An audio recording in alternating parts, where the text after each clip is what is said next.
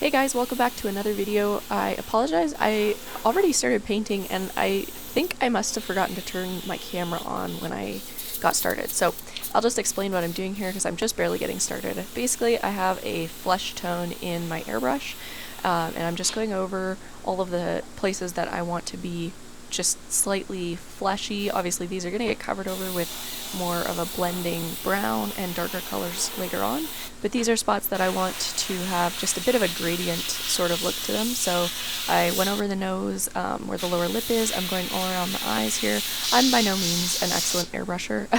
I just do what I can to make a clean finished product. So this is my process.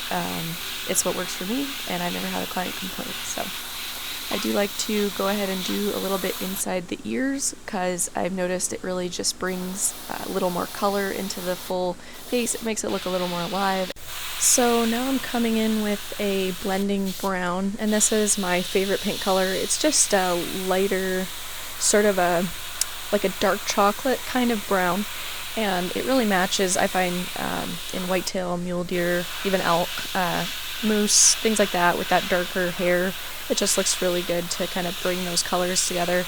And so what I'm doing is I'm going from, if you imagine the darker edge, a darker outer edge, and then you're going to get softer as you come in towards the eyelid, and then around the tear duct you want that to be just a little bit fleshy. And when this blending brown goes over that pink, it's going to create almost a fleshy purpley kind of hue, and that's gonna just look really lifelike. It just adds a little more dimension to it. So I'm gonna go over both of these eyes and the nose. Same thing, starting from the top, being really dark, and then just softening as I get towards that lower lip and creating just a nice gradient hue kind of color. And then I'll show you guys the finished results.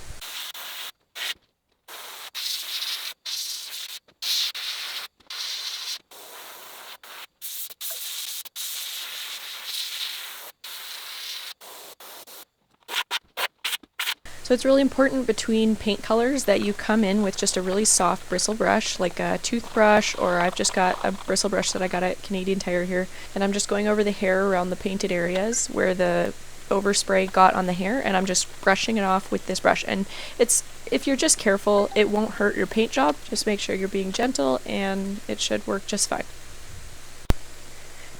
So this is my favorite part, obviously. Our paint job is done and we're about to hit this guy with some high gloss and really bring him to life. So I just cover the nose like you can see with my hand there, and that just keeps the overspray from getting all over the hair.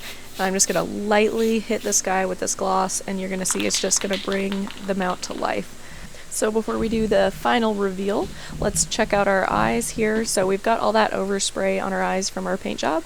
Now you can just be really careful with this. Some guys have said that they'll use a toothpick. I've never found a toothpick to work. I just carefully use my scalpel. I go around my eyes and I just really gently scratch that paint off. I've never scratched a glass eye, so I'm never, I don't worry about that too much. So this is kind of my process. I just go in and I scrape the paint off. I blow the flecks out of the way as I go so I can kind of see what I'm doing. Somehow I misplaced the footage, but I forgot to show you guys earlier, the same way we did the lower lip with the epoxy, we came in around our eyelids and we filled the gap anywhere that the eyelid had pulled away from drying. So just a tiny bit of epoxy sculpt went in around the eye, filled it, and around the tear duct there we reshaped a little bit of the tear duct, as you can see. So now I'm just going to go in, clean up this eye. You'll see what it looks like when we're done, and we'll hit it with just a little bit of gloss. Sometimes you'll hear the term eyeliner used in taxidermy, and to me what this looks like is when I'm done scraping that eye off, I'm going to come in there with a toothpick and just a little bit of black paint, and I'm going to go just on the very, very edge of the eyelid where my knife may have chipped away just a little too much paint or whatever happened there, and I might have a little bit of epoxy sculpt showing through. So I'm just going in with a toothpick and just the smallest line of black paint, and I'm just going to paint around the rim of that eyelid. Then when I'm all done that, I'm going to come in with my finishing touches here. I just use a little bit of airbrush gloss. I use it straight out of the bottle. I use a toothpick once again just to get that really fine line around my eyelid. and here's where we're creating the illusion of a wet eyelid rim. And you don't want this to be all over the place. You know, you can maybe just bring it a little bit down into the tear duct, but for the most part, you're just creating the tiniest line of gloss just to almost create an illusion of, you know, a little bit of a watery eye, just build up that, you know, a natural eyelid would have on it. So as you can see, the gloss is a little bit opaque here. You can see it going on. I just do a little line like so, and when that dries it'll be crystal clear, and it's just going to really add that finishing touch to our mount. And finally, 7 videos later, I present to you the finished product.